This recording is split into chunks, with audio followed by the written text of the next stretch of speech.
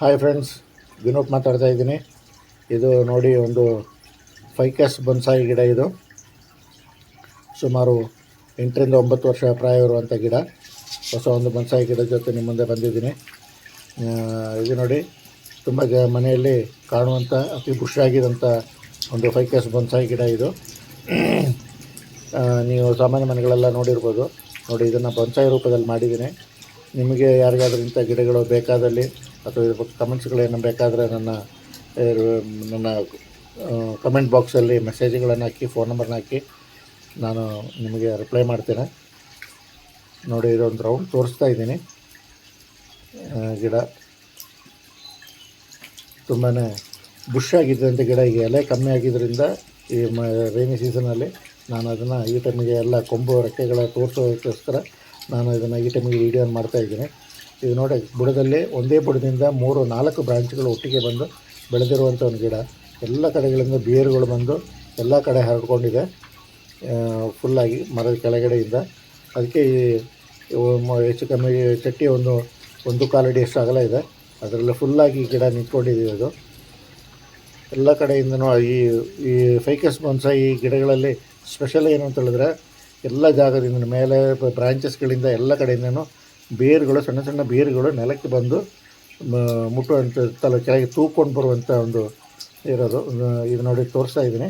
ಈ ಬೇರುಗಳೆಲ್ಲ ನೋಡಿ ಮೇಲ್ಗಡೆಯಿಂದ ಕೆಳಗೆ ಬಂದಿರುವಂಥದ್ದು. ಅದನ್ನೆಲ್ಲ ಕೆಳಗೆ ಮಣ್ಣಿಗೆ ತಗೊಂಡೋಗಿ ಅಟ್ಯಾಚ್ ಮಾಡಿದ್ದೀನಿ. ಕೆಲವೊಂದು ಬೇರುಗಳು ತುಂಬ ಸ್ಟ್ರಾಂಗಾಗಿ ಹಿಡ್ಕೊಂಡಿದೆ, ತುಂಬ ಟೈಟಾಗಿದೆ. ನೋಡ್ಕೊಳ್ಳಿ, ಇದು ಹೀಗೇನೆ ಎಷ್ಟು ಬೆಳೀತದೆ ಆ ಸ್ಟೆಮ್ ಥರನೇ ಈ ಬೇರುಗಳು ಅಷ್ಟೇ ದಪ್ಪನಾಗಿ ಬೆಳೀತದೆ. ಎಷ್ಟು ದಪ್ಪವಾಗಿ ಬೆಳೀತದೆ ನೋಡಲಿಕ್ಕೆ ಅಷ್ಟು ತುಂಬ ಚೆಂದಾಗಿ, ನೋಡಲಿಕ್ಕೆ ಸುಂದರವಾಗಿ ಕಾಣಿಸುವಂಥದ್ದು ಇದು.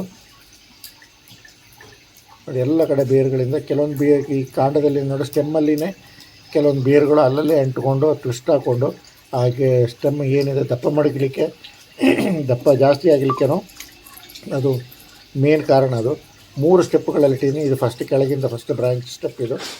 ಅದನ್ನು ಅಲ್ಲೇ ಹೈಟ್ ಕಮ್ಮಿ ಮಾಡಿದ್ದೀನಿ. ಇದು ತುಂಬ ಬುಷಾಗಿ ಬರೋದು. ನೋಡಿ, ಎಲ್ಲ ಬಿದ್ದೋಗಿರೋದ್ರಿಂದ ಈಗ ಬ್ರಾಂಚಸ್ಗಳೆಲ್ಲ ಕಾಣಿಸ್ತಾ ಇದೆ. ಇಲ್ಲಾಂದ್ರೆ ತುಂಬ ಬುಷಾಗಿ ಮರದ ರೂಪದಲ್ಲೇ ಕಾಣ್ತದೆ. ಈ ಗಿಡಕ್ಕೆ ಸ್ಪೆಷಲ್ ತುಂಬ ಬ್ರಾಂಚಸ್ಗಳಿಂದ ಕೂಡಿರುವಂಥದ್ದು. ನೋಡಿ, ಈ ಲೈಟ್ ಎಲ್ಲೋ ವಿಷಾಗಿರುವಂಥ ಎಲೆಗಳೆಲ್ಲ ಅದು ಹೊಸ ಎಲೆಗಳು ಬಂದಿರೋದು. ಇದು ಸೆಕೆಂಡ್ ಬ್ರಾಂಚ್, ಇದು 2ನೇ ಹಂತದ ಬ್ರಾಂಚ್. ಇದು ಅಲ್ಲಿ ಬಿಟ್ಟಿದ್ದೀನಿ. ಆ ಹೈಟಿಗೆ ಸೀಮಿತವಾಗಿರುವಂಥದ್ದು. ಇದು 3ನೇ ಸ್ಟೇಜ್. ಇದು ಇಲ್ಲಿ ಇನ್ನೊಂದು 4ನೇ ಸ್ಟೇಜ್. ನಮಗೆ ಈ 3ನೇ ಮತ್ತು 4ನೇ ಸ್ಟೇಜನ್ನು ತೆಗೆದರೆ ಗಿಡ ತುಂಬ ಇನ್ನೂ ಸಣ್ಣದಾಗ್ತದೆ, ಕುಬ್ಜವಾಗಿ ಇರ್ತದೆ, ಎತ್ತರ ಕಮ್ಮಿಯಾಗಿ. ಹೊಸ ಬ್ರಾಂಚ್ಗಳು ಬಂದಾಗ ಇಲ್ಲೇ ಬುಷಾಗಿ ಮರದ ಶೇಪಿಗೆ ಬರ್ತದೆ ಅದು. ಅದನ್ನು ಹೈಟ್ ಕಮ್ಮಿ ಮಾಡ್ತಾ ತರ್ತಾ ಇದ್ದೀನಿ. ನೋಡಿ, ಎಲ್ಲ ಆ್ಯಂಗಲ್ಗಳಿಂದ ನೋಡಿ, ಇದಕ್ಕೆ ಒಂದು ಒಟ್ಟಿಗೆ ಒಂದೇ ಬುಡದಿಂದ ಕೆಳಗಿಂದನೇ 3-4 ಬ್ರಾಂಚ್ಗಳು ಬಂದಾಗ ಗಿಡ ಹೇಗಿರ್ತದೆ ಅಂತ ಹೇಳೋ ಒಂದು ಕಾನ್ಸೆಪ್ಟನ್ನು ನಾನು ಇದರಲ್ಲಿ ಕಂಪ್ಲೀಟ್ ಮಾಡಿದ್ದೀನಿ. ಮೇಲಿಂದನೂ ತೋರಿಸ್ತಾ ಇದ್ದೀನಿ. ನೋಡಿ, ಎಲ್ಲ ಬ್ರಾಂಚಸ್ಗಳು ಕಾಣ್ತವೆ. ಎಲೆಗಳೇ ಫುಲ್ ಇದ್ದಾಗ ಇದರಲ್ಲಿ ಯಾವ ಬ್ರಾಂಚಸ್ ಕಾಣೋದು ಅಷ್ಟು ಬುಷಾಗಿ ಬರ್ತದೆ. ಕೆಲವೊಮ್ಮೆ ಇಂಥ ಚಟಿಗಳನ್ನೇ ಪಾಟ್ಗಳಲ್ಲೇ ಕೆಲವೊಮ್ಮೆ ಗಿಳಿಗಳು ಬಂದು ಗೂಡು ಸೇರಿಸುವಂಥದ್ದು ಲಾಸ್ಟ್ ಟೈಮ್ ಆಗಿತ್ತು, ಅದಕ್ಕೆ ಹೇಳಿದೆ.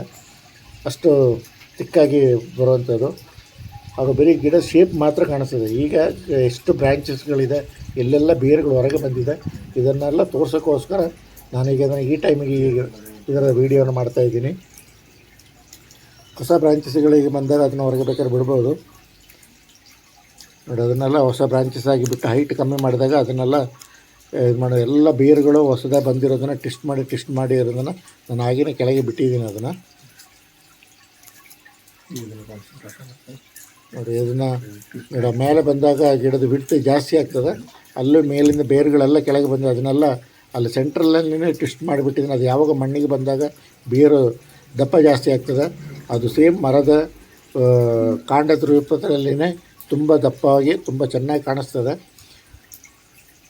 ನೋಡಿ, ಅದು ಹೊಸ ಎರಡು ಬೇರುಗಳು ಬಂದಾಗ ಅದು ಅಂಟುಕೊಂಡಿರುವಂಥದ್ದು. ಆ ಸ್ಟೆಮ್ ಮತ್ತು ಅದು ಬೇರೆ ಯಾವುದು ಸ್ಟೆಮ್ ಯಾವುದು ಅಂತ ಗೊತ್ತಾಗೋಲ್ಲ. ಅದರೊಂದು ಡಿಫ್ರೆಂಟ್ ಟ್ವಿಸ್ಟ್ ಆಗಿರುವ ರೀತಿಯಲ್ಲಿ ಅದು ತುಂಬಾ ಅಟ್ರಾಕ್ಟಿವ್ ಆಗಿ ಕಾಣಿಸ್ತದೆ ಅದು.